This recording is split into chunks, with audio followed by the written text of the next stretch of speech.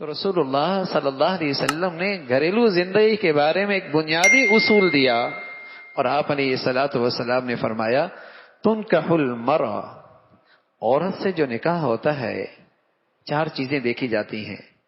ایک، مال دیکھا جاتا ہے، دوسرا حسب دیکھا جاتا ہے، تیسرا جمال دیکھا جاتا ہے، اور چوتھا دین دیکھا جاتا ہے۔ پھر اللہ کا نبی ہے، اور اللہ کے نبی کی زبان سے وہ بول نکلتے ہیں جو انہیں اللہ بتاتے ہیں۔ اللہ کے نبی کی زبان پر وہ ارشادات جاری ہوتے ہیں جو انہیں اللہ بتاتے ہیں۔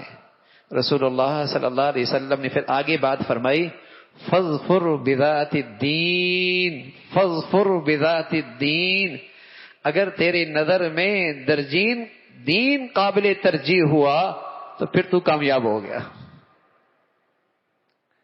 اگر دین تیرے نظر میں قابل ترجیح چیز بن گئی پھر تو کامیاب ہو گیا۔ اگر دین کے ساتھ جمال بھی ہو، حسب بھی ہو، مال بھی ہو، نور علی نور، کوئی بری بات نہیں، کوئی بری بات نہیں، لیکن میری دولت دین کے بغیر، میرا حسن دین کے بغیر، میرا حسب نسب دین کے بغیر۔ تو ایک تابعی، ان کی خدمت میں ایک شخص آیا اور آ کر کہنے لگا کہ میں اپنی بیوی اور بیوی والوں کے بیوی کے خاندان میں ایسا ہوں، شاید مجھ سے زیادہ گھٹیا کوئی نہیں ہوگا، بڑا مجھے رسوا کیا جاتا ہے، بڑے مجھے ذلیل کیا جاتا ہے۔ یہ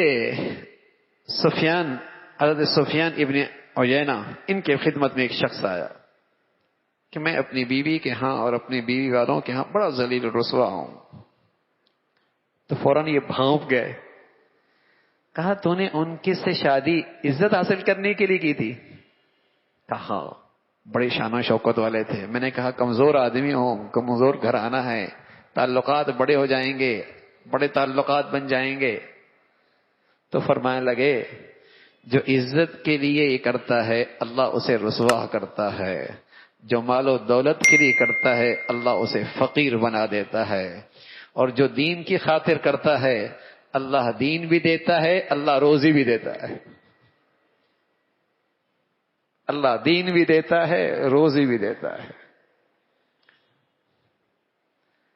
تو اس ازواجی زندگی کی خوبصورتی، اس عمارت کی بنیاد کس پہ کھڑی ہے؟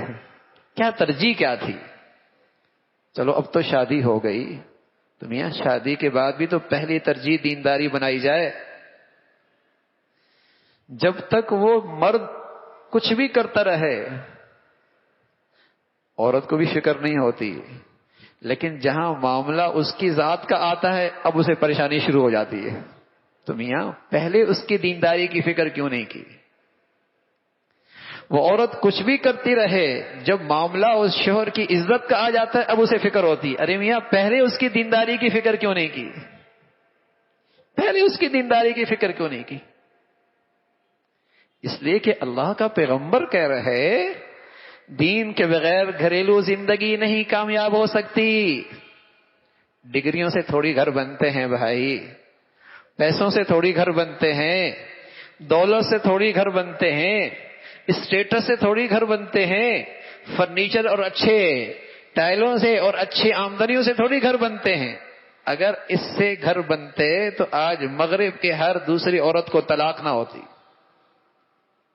ہر دوسری عورت کو طلاق نہ ہوتی، اور اونچے اور خوشحال گھرانوں میں طلاق اور خلا کی آواز نہ آتی۔